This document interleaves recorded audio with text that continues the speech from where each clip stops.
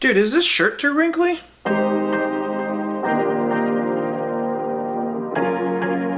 What's up, guys? Welcome back to another episode of 2-Minute BMX Tech Mondays, where we talk about everything BMX tech related. And in this episode, we're going to talk about all the measurements of a BMX frame and how to buy one. So if you like this episode, please consider subscribing to my channel. So let's go ahead and jump right into it. Let's be honest, I don't think I'm going to be able to talk about everything possible on a BMX frame in 2 minutes, but we're going to give it a shot. So let's go ahead and put 2 minutes on the clock and go. So first thing we're going to talk about is head tube angle. Head tube angles on frames essentially are anywhere from about 74 degrees to about 75 and a half. Varies a little bit here and there. So the angle of a head tube, if you measure a straight line from back here all the way down to the front of the bike, straight across, that's the angle of the head tube. If essentially it's a little more steep, then you're gonna have a little bit more response on the bike. So what that means is, if you ride a lot of trails, you might want to stick to somewhere around 74 degrees, just because you don't want something that can actually spin really quickly. If you ride a lot of park, or you like to do hang fives or nose manuals or even whips, you definitely want the angle to be somewhere around 75 and a half or so. Going down the line, we have the length of the top tube. Pretty much that's kind of a big preference thing. If you're a taller guy like myself, 21 inch or even 21 and a quarter, 21 and a half. If you're a little bit shorter, you might want to go 20 and a half, 2075. Next thing we're going to talk about is seat tube height and angle. The height actually does affect on how certain tricks are produced. If you have a taller seat tube, it's not as responsive when it comes to doing things like tail whips. So if you think about it, if it's a lot shorter, then it makes it easier to spin around. The angle of the seat tube essentially affects how far back the seat is. If you're worried about,